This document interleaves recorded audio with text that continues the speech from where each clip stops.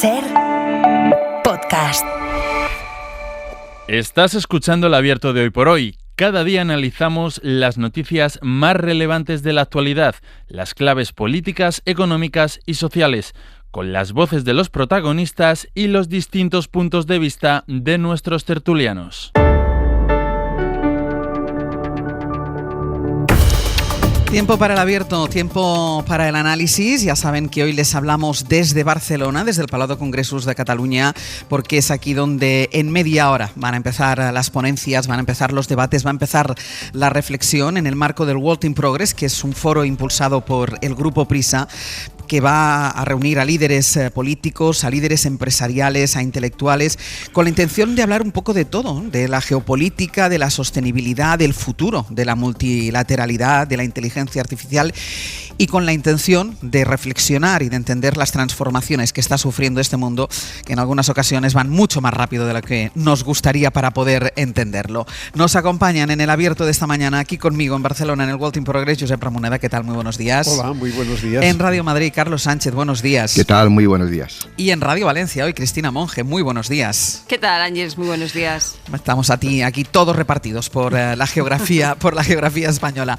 Vamos a empezar porque está entrando por la puerta ya el primer invitado de esta mañana, uno de los ponentes en este World in Progress, pero para también poner en situación a los oyentes, porque va a ser uno de los temas que se va a abordar seguramente en una de las muchas mesas que se celebren en este foro, que es la situación en Gaza, una situación tan complicada porque esa frágil tregua se tambalea después de los bombardeos del ejército israelí contra diversos puntos de la franja, en los que ayer murieron al menos 40 palestinos. Dice Israel que fue Hamás quien rompió primero el alto el fuego al atacar a sus soldados con misiles antitanque, mientras que la milicia islamista dice que está cumpliendo con lo acordado, con ese plan que se firmó, y acusa al gobierno de Netanyahu de poner en peligro el plan en Gaza. Jerusalén, Nuria Garrido, hola de nuevo.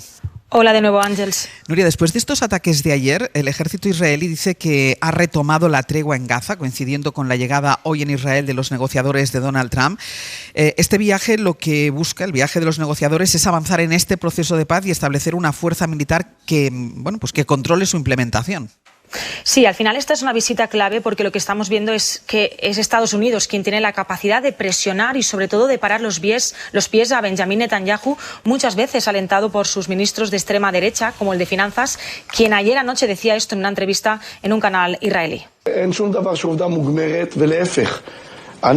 Volvió a insistir en que tienen que volver a la guerra ahora que han recibido los rehenes vivos y abrir las puertas del infierno sobre Gaza. De momento, lo que esta visita ha permitido a Netanyahu, Ángeles, es eludir una vez más sus obligaciones en su juicio por corrupción. Ayer el Tribunal del Distrito de Jerusalén cancelaba su audiencia prevista para hoy y para mañana por estas reuniones diplomáticas, y también habrá que ver en qué queda, ¿no?, esta reunión y si van a abordar en algún momento la segunda fase de este plan que todavía ha quedado en el aire. Por su parte, Hamás ayer también envió una delegación al Cairo porque están preocupados de que Israel pueda romper constantemente este alto el fuego. Ayer, recordemos, estos bombardeos atacaron el norte, campos de refugiados del centro y también del sur, y mataron a 45 personas. Por lo tanto, hay mucha incertidumbre y miedo en la franja de Gaza y van a estar pendientes de esta reunión con estos mediadores y negociadores de Estados Unidos para ver si pueden avanzar en este plan impulsado por Donald Trump. Nuria, gracias, seguiremos pendientes. Un abrazo, Ángeles. Hasta luego. Pues ya está aquí con nosotros Josep Borrell, ex jefe de la diplomacia europea, actual presidente del CIDOB. Josep Borrell, buen día, muy buenos días. Hola, buen día. Me gustaría empezar por esto que nos están contando y que hemos estado siguiendo todo este fin de semana de lo que está sucediendo en la franja de Gaza. ¿Cómo de frágil cree que es el acuerdo firmado para Gaza? Tan frágil como los anteriores. Ya sería la tercera vez que una tregua se rompe. Hubo dos desde Navidades, las dos las rompió Israel de forma unilateral, empujada por este señor que hablaba hace un rato, ¿no? Hay dos, Smotrich y Ben Gvir, dos ultranacionalistas radicales que no ocultan que su objetivo es expulsar a todos los palestinos de Gaza y de Cisjordania. No lo ocultan y hacen presión sobre Netanyahu para que continúe la guerra. No es que a Netanyahu haga falta mucha presión, pero ellos son los que más empujan. En este momento ya difícilmente se puede hablar de tregua cuando usted mismo acaba de decir 40 muertos. Sí, es que sí. ya hemos banalizado el número de muertos. 40 muertos nos parece lo mínimo que se sirve, ¿no? Pero son 40 personas más, ¿no? Y yo no sé también si hemos banalizado las palabras porque desde que hubo la propuesta de Donald Trump, y después ya ahora le preguntaré por ello, de la escenificación de esa firma del acuerdo, hemos hablado todo el rato de acuerdo de paz. Esto no es un acuerdo de paz, esto es un alto el fuego. Claro que no. Un acuerdo de paz se tiene que hacer entre los que están en guerra, ¿no? Parece lógico, un acuerdo de paz entre los que están en guerra, pero un acuerdo de paz entre Netanyahu y Trump, que yo sepa, Netanyahu y Trump no están en guerra. Los que están en guerra son los palestinos y los israelitas, y los palestinos no han estado para nada en este acuerdo. Entonces, llamarle este acuerdo de paz y decir, como ha dicho Trump además, que hacía 3.000 años que se esperaba ese día, en su afición por la hipérbole y la exageración, pues demuestra que estamos también ante una operación que bienvenida sea, si ha servido para liberar a rehenes y que dejen de matar, aunque parece que no dejan de matar, pero en teoría dejan de matar, al menos no tantos. Bienvenido sea, pero pensar que eso es un acuerdo de paz, por definición no lo es, porque, como le digo, la paz la hacen los que están en guerra, y bueno, los palestinos no han sido llamados aparte. No se habla de Cisjordania, no se habla de una manera muy vaga de la posibilidad de crear el Estado palestino, es simplemente una manera de que Trump sume puntos para conseguir el Premio Nobel de la Paz, que es su obsesión. ¿Que este año se le ha escapado? Sí, pero es su verdadera obsesión, y vamos a ver si esto le sirve al menos para hacer algo positivo en Ucrania. Y en segundo lugar, parar la matanza.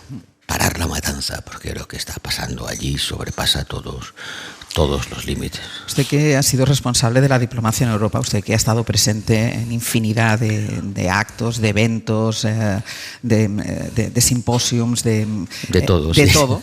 ¿Qué le pareció el acto que se montó en Egipto para ratificar este mal llamado acuerdo de paz?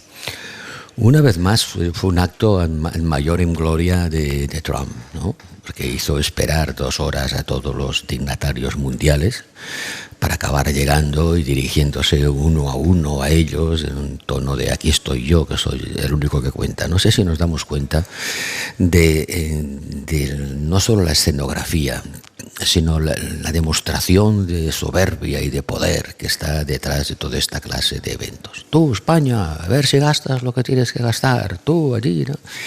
Una manera que es casi de patio de vecindad, orquestada por el hombre más poderoso de la Tierra. Si usaras su poder de una manera positiva, pues bienvenido fuera, pero en este caso concreto el acuerdo está escrito al dictado de Israel, porque ¿qué tienen los palestinos? Se dice que se reconoce el deseo de los palestinos de tener un Estado. Bueno, se reconoce el deseo, los deseos, pues todo el mundo puede desear lo que quiera. No es el deseo, es el derecho. Pero esas palabras, el derecho, fueron borradas del texto, y ahora se dice, se reconoce que los palestinos quieren tener un Estado. Bueno, vale, de acuerdo, pero ¿y qué más, no? Le preguntábamos, el martes estuvimos hablando con el presidente del gobierno y le preguntábamos qué iba a hacer España con las sanciones a Israel. Precisamente se acababa de aprobar hacía pocos días en el Congreso de los Diputados el embargo del comercio de armas. Que ya era hora. Que ya era hora, ha tardado mucho. Sí, lo hemos hecho después de Alemania. ¿Se tienen que mantener estas sanciones? Por supuesto, y se tiene que mantener toda la presión posible. Pero fíjese, cuando la presidenta de la Comisión fue al Parlamento Europeo, hará ya pronto un par de meses, no sé cuándo fue, sí, pero en el debate del Estado. Sí, en el arranque de la temporada prácticamente. Y dijo, voy a proponer, no se ha hecho nada. O sea, estamos donde estamos y esa propuesta se ha quedado en el vacío. La propuesta, si es que ha habido propuesta, no ha sido aceptada, ni votada, ni discutida en ninguna instancia. El Consejo de Ministros de Asuntos Exteriores, que yo presidía y ahora preside la señora Kallas, todavía no se ha reunido para escuchar esa propuesta y ver qué hace con ella. Y eso es lo que yo lamento, porque nos desacredita. Si la presidenta de la Comisión va al Parlamento Europeo y para evitar el chaparrón que le iba a caer encima de las críticas de los diputados, se saca de repente de la manga que va a proponer lo que dijo que iba a proponer, pues uno esperaría que esa propuesta se materializara en algo. Pero cuando muchas semanas después todavía no ha estado ni siquiera en el orden del día del Consejo, uno duda de la real voluntad de que eso se fuera a hacer. ¿Por qué no se hace? Primero porque la comisión, encarnada por su presidenta, no tiene un gran entusiasmo. ¿Por qué lo dijo el día del debate en el Pleno? Ese día precisamente, cuando descubrió que lo que estaba pasando en Gaza era inaceptable. ¿La víspera? ¿Por qué espera hacerlo en pleno? Porque sabía que en pleno iban a pasar cosas y iba a salir un poco chamuscada. Es un poco oportunista, lo menos que se puede decir. Y segundo, no ha habido mucha prisa y porque también sabe, y eso ya no es culpa de la Comisión, que los Estados miembros están muy divididos. Para aprobar sanciones personales, que por cierto no los puede proponer la Comisión, que se arrogó el derecho a proponerlo, no lo tiene, solo puede hacerlo o un Estado miembro o la señora Kallas, hace falta unanimidad. Todos, de acuerdo, tal cosa no va a ocurrir. Y para votar las sanciones comerciales, que en realidad no son sanciones, es simplemente decir que los productos israelitas no tendrán un trato preferencial, bueno, llamar a esto sanción, y el coste para Israel de esa medida, si se adoptase, sería de unos 220 millones de euros al año, o sea que tampoco es para tirar cohetes, ¿no? Si se adoptase, le costaría a la economía israelí 220 millones. ¿Usted cree que Netanyahu no va a dormir por eso? Bueno, pues hacía falta no la unanimidad, sino la mayoría calificada, es decir, un cierto número de países. Si Italia y Alemania, uno de los dos se oponen, ya no hay mayoría calificada. Y no es seguro que Alemania e Italia lo apoyen. Y supongo que lo están retrasando porque no deben tener todavía suficientes votos para aprobarlo. Claro, yo le iba a preguntar al señor Josep Borrell si seguía, él había sido crítico con la gestión que estaba haciendo de todo esto la presidenta de la Comisión Europea. La Comisión. La Comisión, le iba preguntando, ¿sigue siendo crítico? Veo que sigue siendo crítico con la actitud de la Comisión. Sí, absolutamente. Yo soy un miembro de la Comisión y por lo tanto en el tiempo que yo estuve, si usted quiere, me autocritico. Pero yo, aparte de miembro de la Comisión, era representante del Consejo en esta especie de doble sombrero que se lleva en ese puesto imposible de ejecutar, que es a la vez vicepresidente de la Comisión y presidente del Consejo. Yo al menos propuse cosas, yo al menos fui al Consejo y les dije, señores, pasa esto, propongo que hagamos esto. Ah, que no quieren, bueno, pues allá ustedes, pero por lo menos hay un diagnóstico y una propuesta. La Comisión se limitó a mirar para el otro lado y de cuando en cuando lanzar un mensaje de lágrima de cocodrilo, ¿no? Oh, qué horror lo que está pasando allí, es inaceptable y tal. Oiga, si es inaceptable, no lo acepte, porque usted puede hacer cosas como las que propuso tarde y mal en el Pleno del Parlamento, y puede hacer más cosas. Si de verdad nos preocupara lo que ocurre, si de verdad considerásemos que los colonos que ocupan Cisjordania y expulsan a los palestinos a punta de cuchillo, si de verdad nos preocupase esa ocupación ilegal, que es ilegal, les castigaríamos, ¿no? Por ejemplo, no les daríamos visados para que viniesen a tomar el sol en nuestra casa. Si usted tuviera un vecino que ocupara la casa de otro vecino, la quemara y le expulsara, ¿le invitaría a tomar café en su casa? No. Pero sin embargo, los colonos israelitas que ocupan ilegalmente Cisjordania pueden venir tranquilamente a Europa.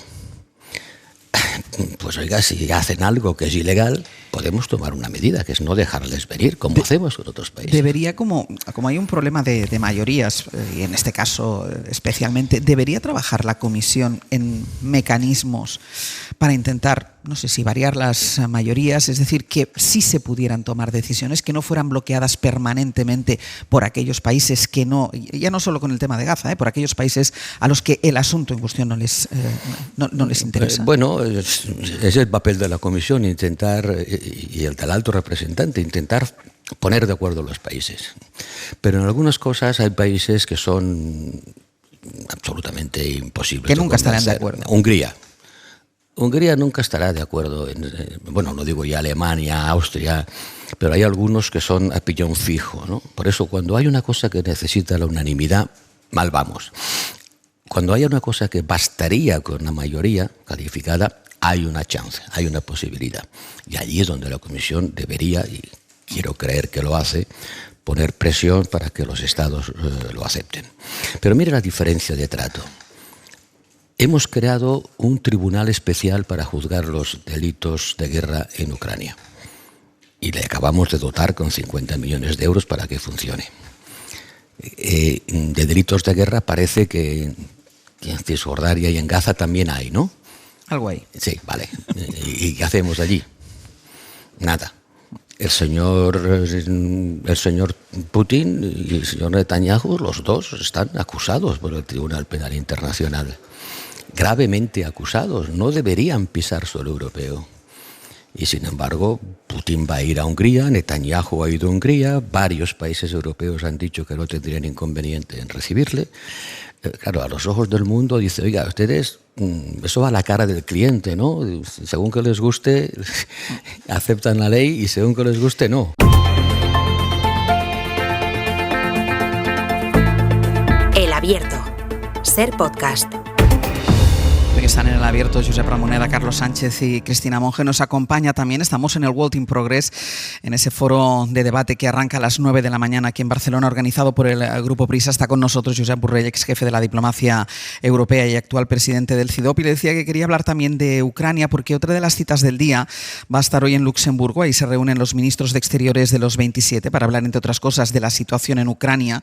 Ayer dijo Volodymyr Zelensky en una entrevista a la NBC que Donald Trump debe mostrarse más duro con Putin y que su país necesita misiles Tomahawk estadounidenses para hacer frente a los ataques rusos, armas que Trump parece que no está dispuesto a entregarle. Jefe de Internacional de la SER, Pablo Morán, buenos días. Hola Ángels, buenos días. Pablo, Trump no solo se resiste a entregar a Ucrania estos Tomahawk, porque según cuenta el Financial Times, en la reunión que mantuvieron el viernes en la Casa Blanca, Donald Trump y Volodymyr Zelensky, el presidente de los Estados Unidos le reprochó a gritos a Zelensky que se niega a ceder territorio a Putin. Claro, frente a las cámaras el tono del encuentro parecía distendido, incluso hubo bromas. And I think it looks beautiful in his jacket. Yeah. Cuando Trump elogió el traje con el que Zelensky acudió el viernes a la Casa Blanca después de reprocharle en febrero, lo recordaréis por su vestimenta, eso fue ante las cámaras, porque en privado el encuentro fue tan o más tortuoso que aquella cita de comienzos de año. Esta vez también hubo gritos de Trump. Las fuentes conocedoras de la reunión cuentan al Financial Times que Trump no dejó de maldecir durante toda la cita y que llegó a tirar mapas que ilustraban la situación en el frente de guerra, mapas que le planteó el líder ucraniano. Este arrebato de Trump se desató mientras presionaba a Zelensky para que aceptara las condiciones de Putin para el alto el fuego. Dos condiciones principales: que no se envíen misiles Tomahawk a Kiev, y eso, como decías Ángels, Trump parece dispuesto a cumplirlo. Y la segunda condición es la entrega a Rusia de la región del Donbass, algo a lo que Zelensky se negó en la Casa Blanca. Trump le dijo que, de no ser así, Putin podrá ordenar la destrucción total de Ucrania. Esa es la amenaza directa que lanzó Trump a Zelensky durante su encuentro del viernes. Es decir, que el líder ucraniano se llevó esta amenaza cuando en realidad iba a buscar esos misiles de largo alcance. We need long range Tomahawks and similar. Misiles que Zelensky sigue pidiendo para ampliar su ofensiva en la retaguardia rusa, para ampliar sus ataques contra las refinerías de Putin que están afectando a la economía del país. Pues después de haber escuchado esto, Josep Borrell, ¿aprecia algún cambio en la situación después de esta llamada, la llamada que hubo la semana pasada de Trump a Putin, pero sobre todo después de este encuentro en la Casa Blanca entre Trump y Volodymyr Zelensky? Bueno, cada vez que Trump habla con Putin, Putin lo camela y le lleva a su lado. De facto, ya en Alaska, Trump y Putin llegaron a un acuerdo. Y Putin le dijo, bueno, ahora véndelo tú, ese acuerdo, a Zelensky y a los europeos. Si Zelensky no hubiese ido solo a la Casa Blanca cuando acudió rodeado de todos los líderes europeos, hubiese pasado entonces lo que ha pasado ahora. Pero como no fue solo... No se atrevió. Exactamente, como había muchos testigos y venía, digamos así, arropado por todos los países europeos, pues el tema no fue puesto sobre la mesa. No dijo nada, dijo simplemente que banalidades. Pero bueno, algo es algo, ¿no? No se puso en el plan que parece que se ha puesto la otra vez, cuando Zelensky ya va solo. Va solo a pedir armas y Trump le contesta, no solo no te los voy a dar, sino que además tienes que hacer lo que él y Putin han acordado. A ver si nos enteramos. Trump y Putin se han puesto de acuerdo en una manera de acabar la guerra. Que Ucrania ceda territorio. Y mientras tanto, y para presionarle, ya lo está haciendo. Desde el verano, las entregas de armas a Ucrania han caído a la mitad. Han caído a la mitad. Hay una manera muy fácil de que la guerra se acabe, que es dejar desarmada a Ucrania. Si Ucrania no puede luchar, pues la guerra se va a acabar. Pero ¿cómo se va a acabar? O sea, el problema no es acabarla, es cómo acabarla.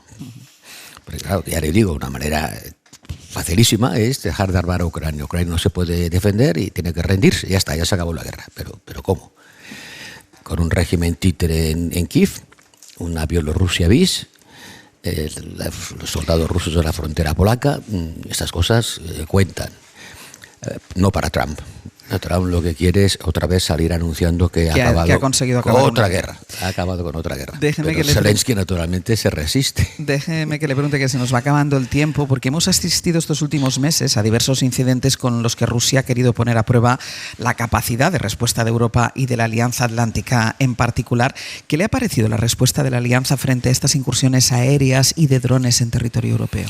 Pues lógicamente prudente. O sea, cuando tú tienes encima de tu aeropuerto un dron que no sabes de dónde viene ni qué lleva encima y que te... la respuesta ha sido muy diplomática, muy matizada. No se ha hablado de ataque, no se ha hablado de violación querida, sino... ha sido lo mínimo que se podía decir. ¿Porque cabe otra respuesta sin provocar la escalada? Bueno, depende de la respuesta, provoca la escalada, porque si tú dices que has sido atacado, a continuación tienes que hacer algo. O sea que más vale no decirlo, si no estás dispuesto a hacer lo que toca hacer cuando alguien dice que ha sido atacado, pues no lo dices. Son las reglas del juego, a no ser que uno quiera realmente andar a la greña, pues no usas un lenguaje que te conduzca a la greña. Ahora bien, Europa tiene que ser consciente, todos tenemos que ser conscientes de que Rusia nos está testando, está mirando cuál es nuestra reacción, cuáles son los puntos débiles.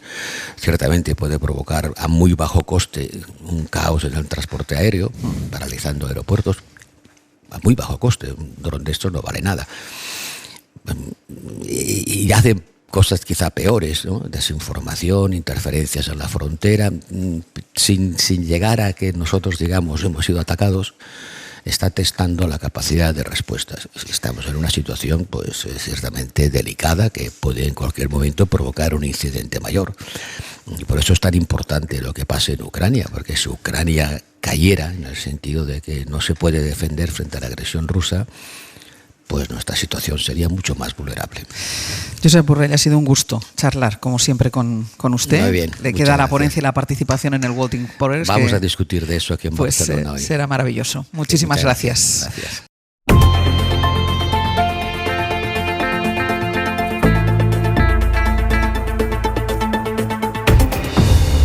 Abierto, Josep Ramoneda, Carlos Sánchez y Cristina Monge, después de haber conversado sobre diversos aspectos de la actualidad política internacional desde el World in Progress, el foro que se está celebrando, que empieza ahora a las 9 de la mañana, ha empezado ese foro de debate para analizar cómo está cambiando el mundo. Por eso se reúnen aquí líderes políticos, intelectuales, líderes empresariales, y por eso estaba aquí Josep Borrell. Hablaremos en unos minutos también con Teresa Rivera, vicepresidenta de la Comisión Europea, pero sí quería, un rápido análisis, primero sobre la fragilidad de esa tregua en Gaza. Hemos visto este fin de semana cómo ha saltado por los aires y ha habido 40 palestinos muertos. Decía antes Josep Borrell, parece que no son nada. Pues bueno, son 40 palestinos muertos cuando ya todo el mundo ahí en Gaza cree que puede vivir con una cierta tranquilidad. Pero luego, bueno, el diagnóstico acertado, Josep, que hace Borrell, que creo que es un poco el que hemos compartido estos días en las mesas de análisis. No hablemos de plan de paz, hablemos de una tregua, de un alto el fuego, con todas las fragilidades que conllevan duran siempre los altos al fuego. Por supuesto, casi ni siquiera eso, porque como dices tú, los altos al fuego siempre conservan el fuego. Sí, digamos. sí, siempre hay algún punto que hay fuego. Yo creo que es una cosa interesante que ya hace mucho tiempo que Gaza es una especie de conciencia universal, es decir, hay conflictos en muchos sitios, pero las características del de Gaza hace que resuene mucho, ¿no? Y una vez más, digamos, se ha demostrado que en Gaza las cosas se convierten en reales y no pueden hacerse invisibles. Ha habido esta pantomima de esta falsa paz en la que yo no consigo entender cómo los principales responsables políticos del mundo han caído en la trampa de la frivolidad de Trump, aceptando además un papel ridículo, porque fue un número del señor presidente con sus formas y sus maneras, y los otros desfilando allí casi haciéndole reverencias, cuando todo el mundo sabía, o vaya, sería imposible ignorarlo, que esto duraría unas horas, porque la tensión está allí, porque los actores están allí, y porque los actores los conocemos perfectamente. Netanyahu lo que ha hecho, Hamas lo que ha hecho, hasta el extremo de que ha tardado meses y meses en liberar los rehenes que quedaban todavía. Permitiendo que en estos meses y meses murieran más de 60.000 palestinos. Es decir, qué manera de entender el respeto, la protección de la gente. ¿Cómo pueden gobernar estos Palestina si por un chantaje dejan que mueran? Bueno, es una cadena que afortunadamente nos la pone en escena, y por tanto yo creo que hay dos cosas muy importantes.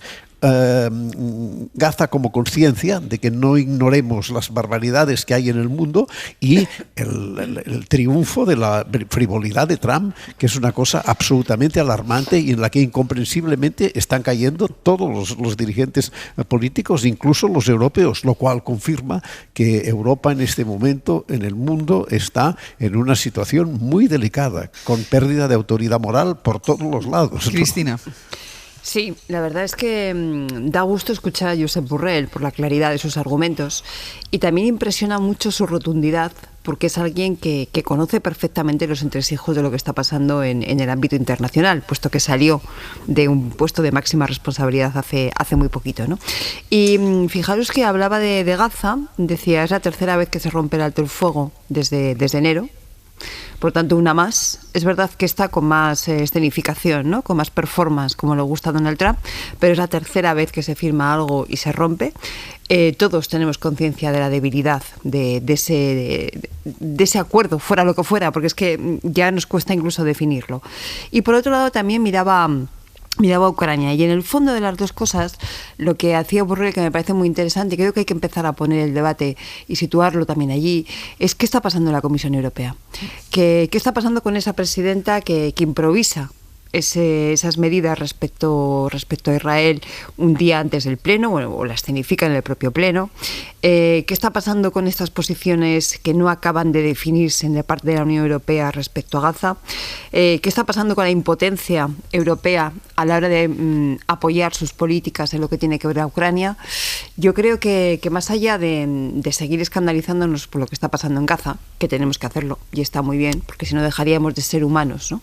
Y más allá de seguir mostrando nuestra preocupación y nuestras políticas con todo lo que respecta a Ucrania, debemos de poner en el centro ya eso. ¿Qué está pasando en la Comisión Europea? ¿Qué está pasando con esta presidenta de la Comisión? ¿Qué está pasando?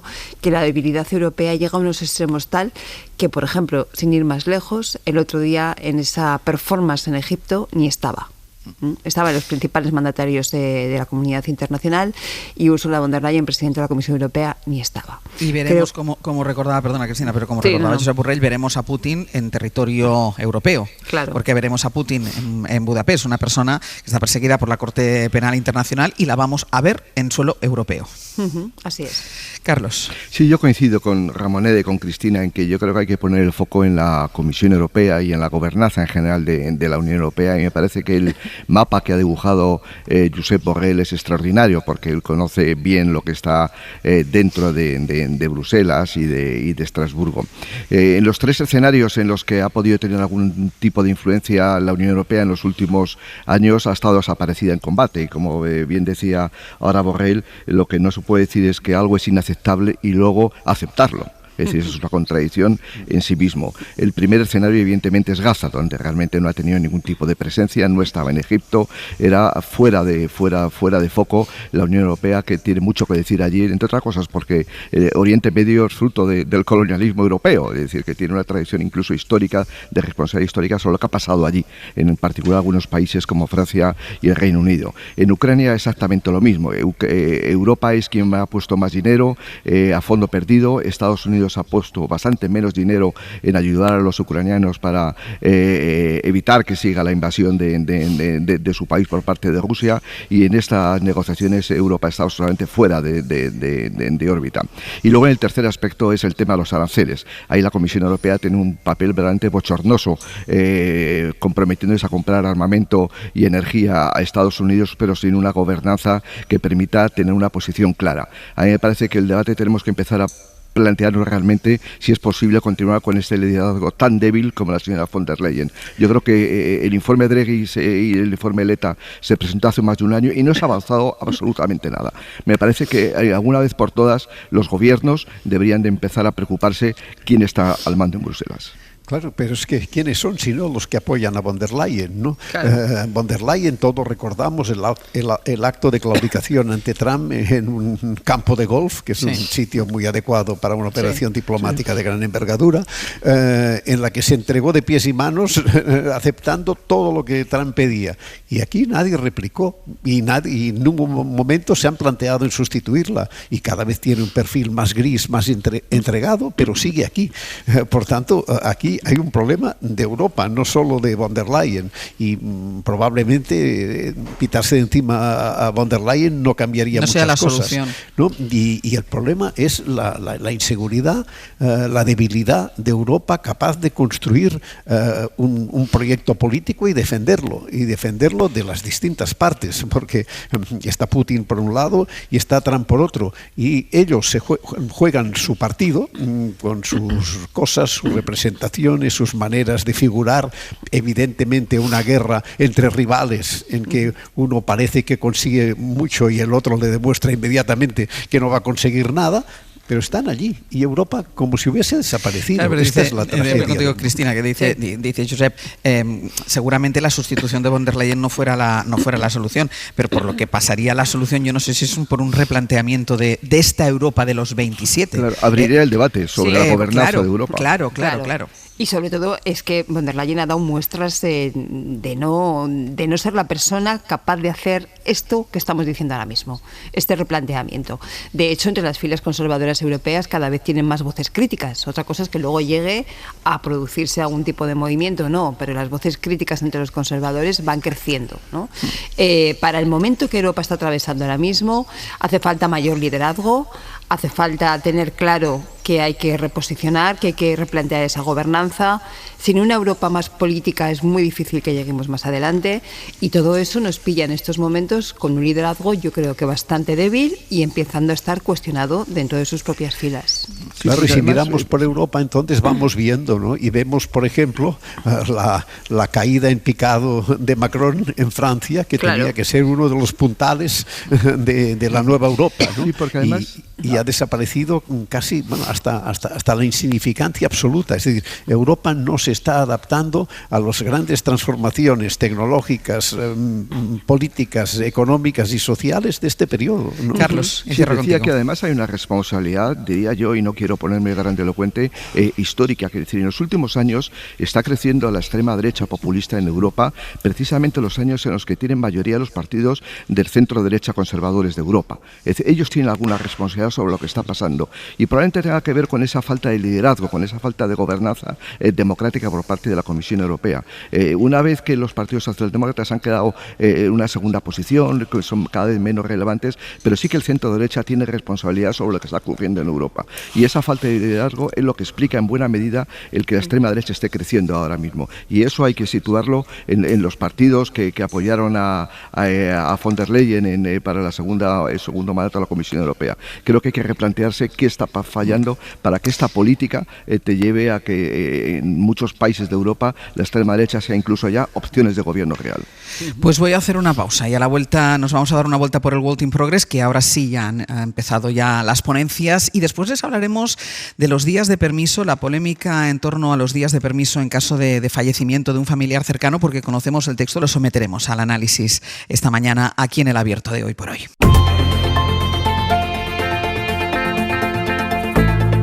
El Abierto. Ser podcast. Está en marcha, ahora sí les decíamos, el World in Progress. Ha empezado ya algunas de las intervenciones. Laura Pons, cuéntanos.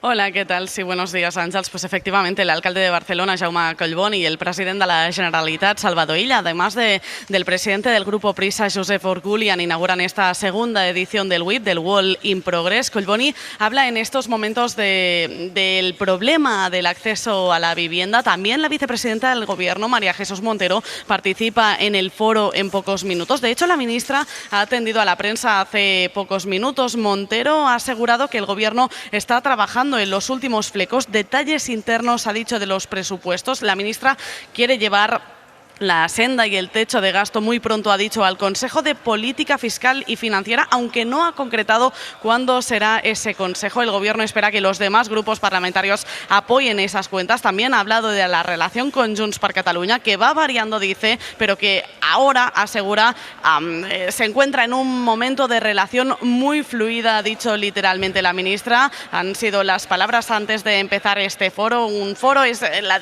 la segunda edición de este foro, que va a contar con la participación del rey Felipe VI, además de 2 premios Nobel de la Paz, María Corina Machado y también Juan Manuel Santos. También el ex primer ministro de Francia, Edouard Philippe, también el comisionado general de la Agencia de la ONU para los Refugiados Palestinos, Philippe Lazzarini. Son 2 días, Ángels, para abordar este nuevo escenario europeo y mundial. Laura, gracias. A vosotros, hasta ahora. Es un foro de debate, sobre todo impulsado por el Grupo Prisa, líderes políticos, mencionaba algunos nuestra compañera Laura, pero también empresarios e intelectuales, para hablar un poco de la geopolítica, como estábamos hablando antes con Josep Borrell, y después hablaremos con Teresa Rivera, con la vicepresidenta de la Comisión Europea, sostenibilidad, el futuro de la multilateralidad después de la aparición de Donald Trump, pero con la intención sobre todo de reflexionar y entender las transformaciones de este mundo, transformaciones que son cada vez más rápidas.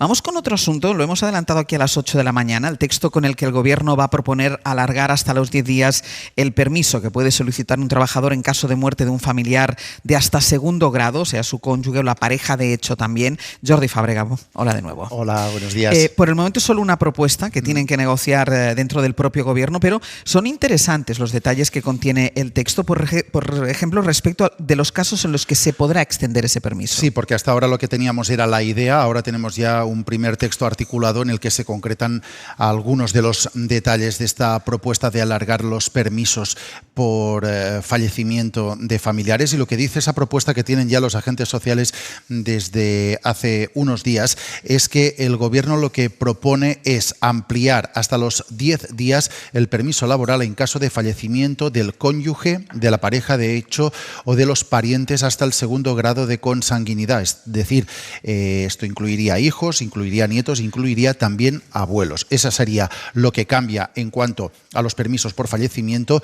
El resto de permisos por fallecimiento de otros familiares, cuñados, abuelos de cónyuge, se mantendrían como hasta ahora, 2 días de permiso.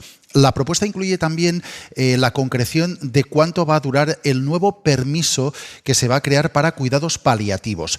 Este permiso tendrá una duración de hasta 15 días y se tendrá derecho a él si esos cuidados afectan también a cualquier familiar hasta 2º grado de consanguinidad, cónyuge, pareja de hecho, hijos, nietos o también abuelos.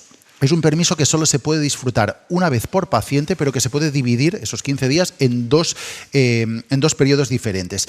Se tendrá que disfrutar, eso sí, en un plazo máximo de 3 meses desde que se empiece a generar este derecho. Y hay otro punto interesante de esta propuesta, y es que el Ministerio de Trabajo plantea crear un permiso de un día para acompañar a alguien que haya solicitado la eutanasia. En este caso, además, no es necesario que seas familiar directo. Exacto. Eso es lo que pone esta propuesta propuesta que adelantamos hoy en la SER es la creación de un permiso especial para acompañar a una persona cuando vaya a recibir la eutanasia. Es un permiso de un día que se podrá disfrutar el día en el que se administre esa eutanasia y tendrá derecho a él, como decías, cualquier trabajador que haya sido designado por esa persona para acompañarla, independientemente de si son familiares, de si no lo son, del parentesco que tengan, de si son amigos. La única condición es que la persona a la que se le vaya a administrar la eutanasia elija cuál de los trabajadores, cuál de las personas quiere que le acompañe en ese momento. Y esa persona tendrá derecho a un permiso durante ese día para hacer ese acompañamiento. Ahora, esta propuesta, insistimos, hay que negociarla, ¿no?, con los agentes sociales. Esta es la primera propuesta que hay sobre la mesa, hay que hablarla con los agentes sociales, habrá que también que cerrarla con el resto de ministerios del Gobierno, que de momento han puesto algunos peros o algunos problemas, digamos, a la idea que planteó Yolanda Díaz. Pues Jordi, muchísimas gracias. Hasta luego. Hasta luego. Pues vamos con el análisis de esta letra pequeña. Hemos conocido, Carlos, los detalles de esta propuesta que lanzó en una comparecencia la vicepresidenta y ministra de Trabajo. Recordemos que tuvo las críticas inmediatas por parte del presidente de la patronal. Tampoco gustó la forma a los sindicatos, porque había lanzado la propuesta la vicepresidenta sin negociar nada con ellos, pero ahora ya vamos conociendo el contenido. Insistimos que se tendrá que negociar con todos los agentes sociales. Carlos. Sí, como una cuestión o como un principio de carácter general, yo creo que es bastante razonable la propuesta de ampliar esos 2 días que actualmente me parecen muy insuficientes, y todo lo que sea ensanchar el estado de bienestar con ese tipo de cuestiones creo que es muy razonable. Lo que pasa es que hay que analizarlo en el contexto sociopolítico y socioeconómico que tenemos en España. Yo creo que esta medida me parece difícilmente que se pueda poner en marcha de un día para otro.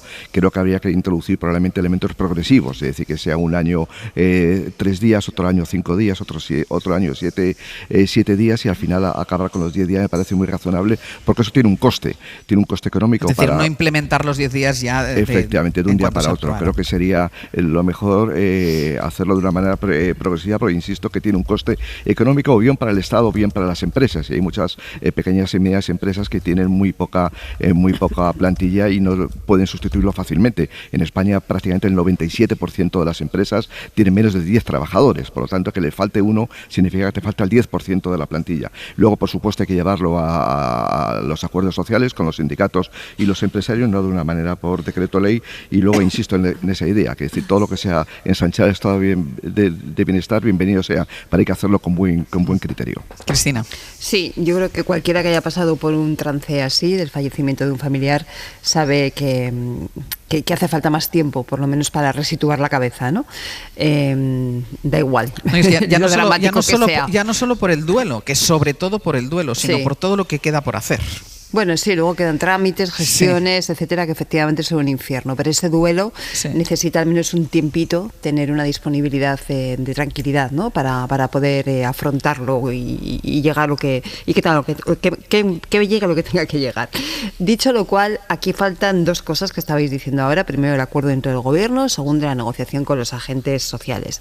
A mí me sorprende, por ejemplo, el grado de consanguinidad hasta el que se extiende. No es lo mismo un hijo, un cónyuge, un familiar de primer grado, que después sigue extendiéndolo a más. Entonces tengo un poco la sensación de que es una primera propuesta, probablemente muy ambiciosa, que sabe que a lo largo de ese proceso, primero en el seno del Gobierno y luego en el seno de los agentes sociales, probablemente tenga algún recorte. En ese sentido, creo que es buena estrategia empezar por parte del Gobierno planteando una meta ambiciosa, un planteamiento ambicioso, sabiendo que luego en el conjunto de la negociación probablemente quede a menos, pero siempre partiendo de la idea de que efectivamente es necesario ampliar esos días de descanso, esos días de no tener que ir a trabajar, porque desde luego no se descansa tampoco, para afrontar las primeras fases del duelo y, como tú bien decías, Ángeles, para empezar con todas esas gestiones que suponen un fallecimiento que, por cierto, algún día también hablaremos, habría que simplificarlas al máximo, ¿eh? Por ejemplo. Sí, a mí me parece muy positivo un reconocimiento del duelo, ¿no? Porque el duelo es un elemento muy importante en la construcción de las personas y a veces pues se hacen unas situaciones situaciones difíciles, complicadas, tener un cierto apoyo, un cierto reconocimiento del duelo, me parece muy positivo. Y me parece también muy positivo que se rompa el tabú de la eutanasia y que se proponga que la persona que toma esta decisión libremente pues pueda sentirse acompañada, pueda no vivirlo como un fenómeno de exclusión, de si la sociedad se la quitara de encima. No, pues un acto de reconocimiento, una decisión tomada, muy importante evidentemente, pero cada cual es responsable de las decisiones que toman y no hay por qué en una cosa como que está siendo asumida generalmente dejarla sola, digamos, ¿no? Sí, eso es muy importante, Ramoneda, sobre todo también por lo que supone de normalización de la eutanasia o de los procesos de muerte digna que tenemos en este país ya reconocidos por ley. Entonces, el hecho de incorporarla aquí, yo creo que es un elemento que ayuda mucho a normalizar, en el sentido de tratarlo pues como lo que es, ¿no? Como un derecho, sin que es tabú. el derecho de... Sí, de hablar de ello abiertamente, claro, hablar de ello abiertamente. Eso es, y por lo tanto desarrollarlo en todos sus aspectos, no solamente lo que supone la ley, que esa ya está, sino en todos los aspectos que implican, por ejemplo, eso, el permiso cuando fallece un familiar. Sí, porque además introduce, yo creo que esta medida que quiere poner el gobierno en marcha, la ministra, la vicepresidenta Yolanda Díaz, yo creo que es importante porque digamos introduce elementos cualitativos al estado de bienestar. Estamos muchas veces acostumbrados a que el estado de bienestar es el gasto público pues para satisfacer la demanda de educación, de pública, de sanidad o de pensiones. Y está bien, evidentemente ese es el corpus, esa es la parte, el core del estado de bienestar. Pero hay una parte cualitativa que tiene que ver con las personas, con esos detalles mínimos, pero que pueden ser insufribles para cualquier ciudadano. Y por lo tanto yo creo que este debate es muy interesante. De todas formas, lo que hay que hacerlo es hacerlo bien. Es decir, claro, porque empezamos a hablar de esto por una propuesta que lanzó la vicepresidenta sin haber consensuado, insisto, porque no solo fue criticada, yo creo que de una manera muy desafortunada por parte del líder de la patronal en ese primer momento, sino por los propios sindicatos. Estas son cuestiones que necesitan del diálogo social y que además consensuadas, yo no creo que haya nadie en esta sociedad que no pueda reconocer esa necesidad que decíamos de esos días de duelo, de esos días de tranquilidad una vez uno ha perdido a un familiar. Fíjate que tenemos muy reciente el debate sobre la reducción de jornada de trabajo. Sí, exacto. Y naufragó probablemente porque no estaba suficientemente maduro. Ya, de todas formas, el estado de bienestar también se gana en base a lanzar, no lo voy a llamar ocurrencias porque no me parece una ocurrencia, pero si no lanzar iniciativas sin haber trabajado lo que hay que trabajar, así no se avanza tampoco en el estado de bienestar. Pues estamos bastante perdona, Josep. No, digo, iniciativas que tengan presente la complejidad de la condición humana. Claro. La condición humana es algo más que el título de ciudadano, la condición de trabajador. Y pues dejemos que estas cosas se expresen, se vean y que reciban y se hablen. Complicidad. Digamos. ¿Qué ibas a decir, Cristina? Perdona. Sí, que hay cuestiones que además afectan muchísimo a la vida del día a día de la ciudadanía, que no pueden estar sometidas a globos ondas o a propuestas que luego hay que recular y que ya en cuanto ves la propuesta sabes que vas a tener que recular. Y estoy hablando, o sea, sale a raíz de esto, pero estoy hablando también, por ejemplo, del tema de las cotizaciones a los autónomos, ¿no? Y ya estamos viendo cómo la ministra está empezando también a echar un poquito atrás o planteando dudas o bueno, no se sabe muy bien. Entonces, claro, cosas tan sensibles para la ciudadanía como lo que cotizan los autónomos o los permisos por fallecimiento de un cónyuge no se pueden echar al debate público si previamente no están maduras, no están habladas, no están consensuadas, no solamente con los socios de gobierno, que por supuesto, sino también con los agentes sociales, lógicamente.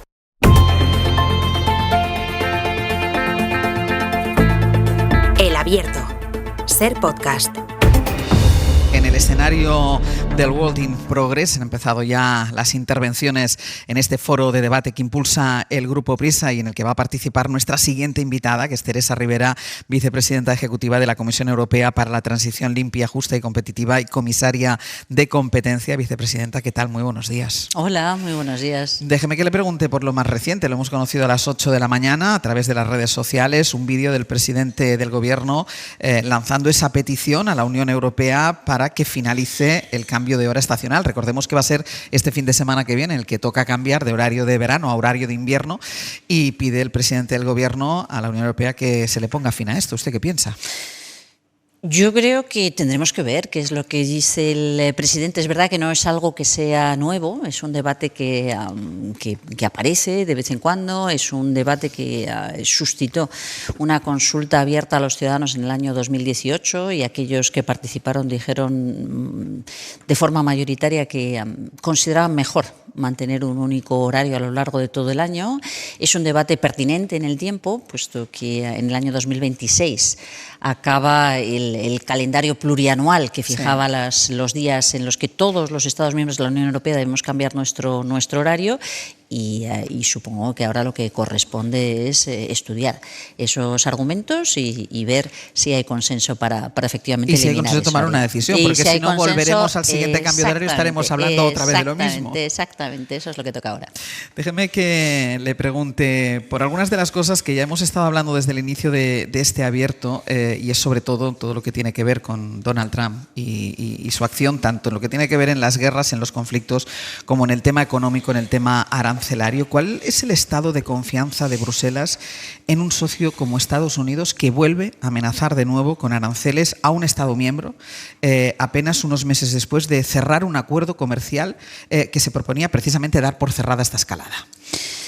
Yo diría varias cosas. La primera es que la relación entre la Unión Europea y Estados Unidos es una relación construida a lo largo de décadas de forma muy intensa, muy imbricada, tanto desde el punto de vista empresarial, económica, comercial, tecnológica y de seguridad o de gobernanza internacional. Por tanto, es cierto que no es algo que pudiéramos esperar. El tono, la forma, los exabruptos que a veces escuchamos por parte del presidente de Estados Unidos no necesariamente reflejan el tono general de todos los habitantes de todo el mundo empresarial de Estados Unidos y la realidad política de Estados Unidos. Lo hemos visto en las calles también.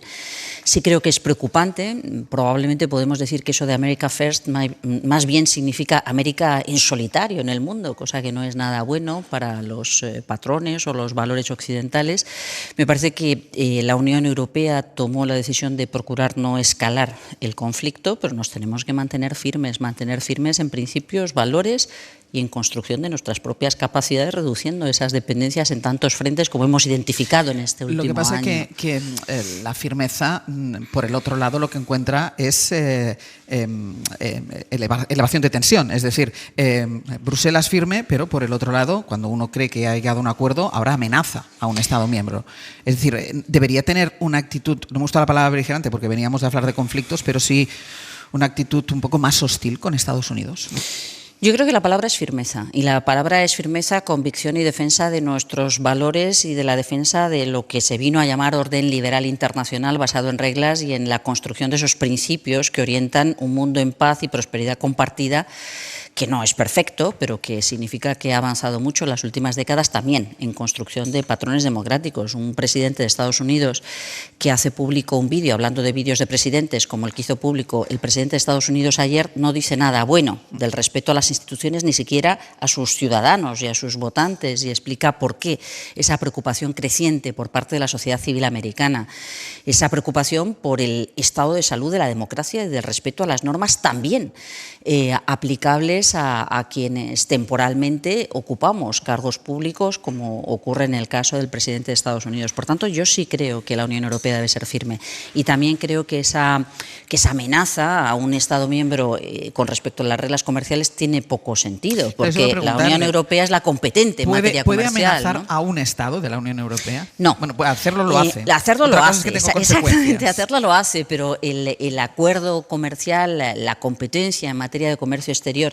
de los Estados miembros de la Unión Europea es una competencia compartida, y si algo hemos aprendido y es importante defender es que cada uno de los Estados miembros por sí solo, por grande o pequeño que sea, por hábil o poco hábil que sea, cuenta poco en un mundo en el que estamos reposicionando lo global, lo local, y cada vez más avanza a un contexto multipolar. Por tanto, Europa debe permanecer unida, y esos cantos de sirena que algunas familias políticas o algunos grupos empresariales hacen con respecto al retorno a lo nacional, el retorno a un mundo sin reglas, el retorno a la reducción de estándares sociales, ambientales, en el fondo es una bomba de relojería que haría implosionar el mercado interior, pero quería implosionar también la capacidad de Europa como tal para defender sus valores y, en último término, la democracia como mejor sistema, consideramos, para defender y crear oportunidades para todos. Ahora volver al terreno económico, pero con lo que usted está diciendo, veníamos de hablar ahora del papel de la Unión Europea en temas como Gaza o como Ucrania, y con los analistas de esta mañana, con Josep Ramoneda, con Carlos Sánchez y con Cristina Monge, se hablaba o se planteaba la necesidad de repensar o replantear, más allá de los liderazgos, repensar o replantear la Unión Europea. Es decir, ahora veremos cómo Putin se pasea por suelo europeo, cómo va a ir a Budapest, porque Hungría forma parte de la Unión Europea, alguien que está perseguido por la Corte Penal Internacional. Hay que replantearse la Unión Europea. La Unión Europea lo que tiene que hacer es construir sobre sus propios cimientos, actualizando sus premisas, incluidas las premisas de seguridad. Yo creo que la Unión Europea ha confiado, porque hemos venido construyendo, ha sido nuestra gran apuesta, yo creo que en términos generales ha sido una apuesta de éxito por la paz, la prosperidad, los valores, el orden internacional. Ha confiado en la defensa de sus valores, en esa alianza en Estados Unidos, cosa que ahora vemos que no es cierta, y ha confiado en el hecho de que paz y progreso económico reducían el riesgo, la tentación de ser agresivo y apostar por la fuerza. Y hemos visto que no ha sido así en el caso de Rusia, que no es así en otros escenarios globales, y que, por tanto, para poder tener peso, fuerza, más allá de la razón y la convicción, hay que encontrar una estrategia de seguridad que probablemente más allá del ejercicio de la fuerza o del ejercicio de la defensa tradicional, pero que es importante reforzarla a nivel comunitario. Pero le pregunto más directamente, porque usted me hablaba de los valores, del papel de Europa. ¿Se pueden mantener estos valores con Hungría dentro de la Unión Europea? Hombre, ¿cuál es la alternativa? ¿Echar a Hungría? Yo creo que aquí hay cosas que hemos venido viendo a lo largo de los últimos años, ¿no? Hemos visto desafíos por parte de algunos gobiernos, en particular del gobierno húngaro, al Estado de Derecho, a la protección de las mujeres, a la independencia judicial. La Unión Europea, la Comisión Europea ha impulsado medidas que pretendían ejercer el poder a través del presupuesto y a través de las condicionalidades con respecto al Estado de Derecho para el acceso a los fondos europeos. Creo que eso es lo que corresponde si aplicamos de forma coherente nuestros propios principios, que es el tomar decisiones basadas en la razón y basadas en las reglas, ¿no? Creo que esto forma parte de los debates que estamos teniendo hoy, y creo que esto además es muy difícil resolverlo si no hay un consenso ciudadano que sea consciente de la importancia de defenderlo. Pero ya hemos visto algunos movimientos también en Budapest. Quiero recordar que es lo que ocurrió cuando Orbán declaró que Hungría era un Estado libre de personas LGTBI y que no correspondía desarrollar ningún ejercicio de manifestación o defensa de los derechos de las personas. Bueno, pues ¿qué recibió en contra? Recibió un ejercicio, una respuesta de ejercicio cívico, no solamente de los habitantes de Budapest con su alcalde a la cabeza, sino también del conjunto de los europeos. Creo que es muy importante, y no siempre es fácil, ser coherente. La defensa de los principios, los derechos, las libertades, la democracia y la expresión de nuestra voluntad de reforzar esto. Y digo que no es muy fácil porque lo que vemos es esta secuencia en la que nos interpela, ¿no? con una reacción rápida de decir, bueno, pues esto lo que hay que hacer es ser mucho más ejecutivos y saltarnos a la torera de las normas. Creo que eso se acaba volviendo en contra. Me parece que al contrario, lo que hay que hacer es invocar ese derecho, pero ese deber cívico también de los ciudadanos de reivindicar aquello que apreciamos y ponerlo en valor, no pensar que por recortar un poco la democracia vamos a conseguir ser más eficaces económicamente. No es verdad. ¿Qué lectura hace de que la Unión Europea no haya tenido un papel protagonista en la elaboración de ese mal llamado plan de paz para Gaza? ¿Qué mensaje cree que traslada la ausencia de la Unión Europea? Yo diría, en primer lugar, que ha sido tremendamente duro ver lo difícil que ha sido avanzar en la defensa de esos principios y valores de forma coherente y unánime por parte de Europa, cuando hemos estado viendo las atrocidades que hemos estado viendo en Gaza en los últimos años. Evidentemente que hay que condenar el terrorismo y había que pedir la liberación de los rehenes y solidarizarse con todos aquellos que han sufrido esa violencia, pero de un Estado que se dice democrático y de derecho y que ha firmado los instrumentos internacionales y la Carta de Naciones Unidas se espera algo más que la violencia institucionalizada contra personas indefensas, contra infraestructuras sanitarias, contra periodistas y profesionales de la comunicación buscando la oscuridad y ver lo que hemos estado viendo, ¿no? Y ha sido terriblemente frustrante la dificultad que ha habido para que los ministros de Asuntos Exteriores, los líderes europeos, la propia Comisión se movilizara en esa dirección. Ha habido finalmente un avance mucho más importante por parte de la sociedad civil, que le ha recordado a las propias instituciones europeas que esperan de sus instituciones mucho más que el silencio. Un silencio que podía interpretarse como un silencio cómplice. No es que no hubiera habido cosas, evidentemente la Unión Europea seguía siendo el primer donante de ayuda humanitaria, seguía defendiendo estos valores, pero no se la ha escuchado con las medidas proporcionadas de sanción, amenaza o defensa. Pero por falta de mecanismos que permitan el consenso en la Unión Europea. Sí, es una de las limitaciones de la Unión Europea. Yo creo que la política exterior es una política en la que el Consejo, es decir, los gobiernos, es decir, el peso de las decisiones intergubernamentales y, por tanto, de las políticas nacionales es quien tiene la capacidad de decisión. La Comisión, yo creo que tiene la obligación, la necesidad no solamente de hacer propuestas técnicas, sino de velar por esa defensa del interés de la Unión y, por tanto, presentar propuestas más acordes a la necesidad proporcional de respuesta, y ha costado mucho que hubiera esa voluntad de presentar esas propuestas, ¿no? Todo lo que presentó en el mes de septiembre, creo que fue. 17 de septiembre. Todo lo que planteó Ursula von der Leyen, nada de lo que planteó, y lo hablábamos antes también, se ha llevado a cabo, se ha concretado en nada. Hombre, ha sido una propuesta al Consejo, es el Consejo quien tiene que adoptar esas decisiones, es una propuesta que ojalá hubiéramos visto sobre la mesa hace 2 años, probablemente nos hubiéramos ahorrado mucho de lo que hemos visto este tiempo, que ha venido acompañada, como digo, de la presión con respecto al acceso a ayuda humanitaria. Pensemos que lo que tenemos por delante todavía es un camino muy, muy complicado.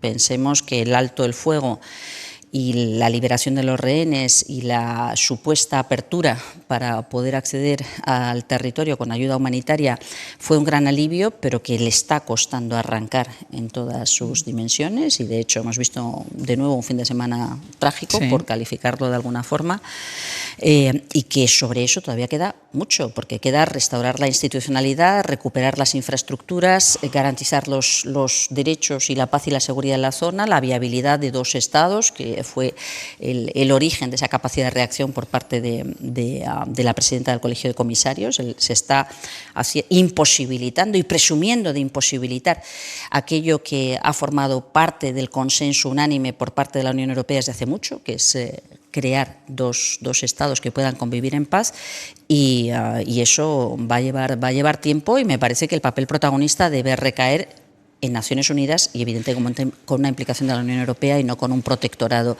presidido por Trump. Déjame que dedique el último minuto, porque tendremos que irnos al papel que tiene que jugar la Unión Europea en la próxima cumbre del clima, que se celebra dentro de un mes en Brasil, con la previsible ausencia, como no, de Estados Unidos y con un compromiso de mínimos de China. ¿Puede la Unión Europea liderar la transición climática? Yo creo que es nuestra obligación y nuestra responsabilidad, pero también desde el punto de vista egoísta. Yo creo que Europa no puede confiar su competitividad en algo que no produce, como son los combustibles fósiles. Europa sabe que tiene que crear riqueza para poder contar con una democracia que ofrezca servicios y oportunidades a los ciudadanos y no una implosión de descontento por parte de la sociedad civil. Europa sabe que el clima es un problema, o que el cambio climático es un problema de seguridad de primer nivel dentro de nuestras fronteras, pero también en el resto del mundo, y por tanto es un elemento que genera grandes amenazas para la paz, para la estabilidad, para la seguridad. Es decir, que más allá de las cuestiones ambientales, es un problema de primer orden en prácticamente todos los frentes. Obviamente, la mayor parte del mundo sigue analizando esto con estos ojos y sigue comprometida con seguir haciendo cooperación y buscando soluciones en cambio climático en el seno de Naciones Unidas. Vicepresidenta, ha sido un gusto encontrarla y será un gusto seguramente escucharla aquí en el World in Progress. Muchísimas gracias. Pues muchas gracias, un Hasta placer. la próxima. Adiós. Hoy por hoy noticias. Ser Podcast. Well, I put my foot down and finally hit ground that didn't give beneath the way. I put my shirt on the curtains. drawn. Vamos a ir terminando el abierto. Hoy con una actuación, vamos a decir, discreta, pero sin sorpresas, que eso también se agradece, por parte de los 3 analistas de esta mañana. Y a partir de ahora, Pepe Rubio, Sergio Castro, buenos días. ¿Qué tal? Buenos días. ¿Qué vamos a hacer ahora? Pues en unos instantes vamos a recibir a Bob Pop, o mejor, vas a tú a recibir a Bob Pop. Ya le tengo aquí, vale. Ya le he recibido. Le saludamos, por tanto. Vamos a homenajear al trueque, que es lo que hacemos en esta sección, es decir, al intercambio directo de bienes y servicios. Si en el 900-100-800 ustedes le resuelven las dudas, vacilaciones o incertidumbres a Bob Pop, él puede resolver todas las suyas. Esto es el trueque de toda la vida. Hoy lo que él nos propone es ¿qué deberíamos nosotros, o qué nos mantiene, una viva la esperanza? Es que no entiendo, esto es como Rajoy, no entiendo mi propia letra. O sea, ¿Qué nos mantiene él viva? va a preguntar a los Eso oyentes qué es lo que nos esperanza? mantiene viva la esperanza. Y a partir ¿vale? de ahí, pues Vale, vamos pues viendo. yo creo que esta pregunta hoy no nos va a meter en ningún charco, pero estando Bob Bueno, y, no lo sé, estando no lo sé. yo, No lo es sé. posible que nos metamos los dos en algún charco. Podría 900, 100, 800. ¿Qué mantiene viva la esperanza? ¿Qué nos mantiene la esperanza? Eso es. 900, 100, 800. Después Venga. Rafa Cabrera está también a tu lado. También va a está estar aquí, a tu lado. está enfrente de mí. Vale, queda una semana para el clásico. Sin camiseta del Barça. Vale, tengo que queda decir. una semana para el clásico, será el próximo domingo a partir de las 4. Mientras tanto, nosotros vamos a repasar la jornada que ha estado muy ajustada y vamos a hablar de qué tipos, aunque no estén en nuestro equipo, merecerían formar parte de la plantilla del equipo que nosotros queremos. Vale. Ya no tanto por un talento que sea muy claro, sino por ese talante, por esa cosa Sí, particular porque te que cae tiene. bien, ¿no? Que Y te cae dices, bien, sí. incluso quieres que te caiga mal y no lo consigues. No Exacto. puedes. Bueno, Vale. de eso hablamos en la dupla. Vale, ¿y qué más? Bueno, pues el artesano Pablo Ortiz de Zárate nos habla hoy de un cuadro mítico, la Mona Lisa, quizás el cuadro más famoso del mundo y uno de los también de los más sobrevalorados. ¿Por qué es tan bueno? Se plantea Pablo, ¿y por qué no es para tanto? Eso lo sabremos a partir de las 11. Y también a partir de las 11, después del artesano, Mitos 2.0, con mi colega Castro y yo, que vamos a plantear si es mejor ser sincero o políticamente correcto. Vale. En determinadas ese tema. situaciones. Uy, la sinceridad a veces. Uy, la sinceridad. Bueno, uy, la sinceridad a veces. La carga el diablo. Ahí lo has dicho tú, Carlos, claro que sí. Pues Josep Ramoneda, Carlos Sánchez, Cristina Monge, muchísimas gracias y la semana que viene más. Buenos días. Chao. Hasta luego, adiós. Para no perderte ningún episodio, síguenos en la aplicación o la web de la SER, Podium Podcast o tu plataforma de audio favorita.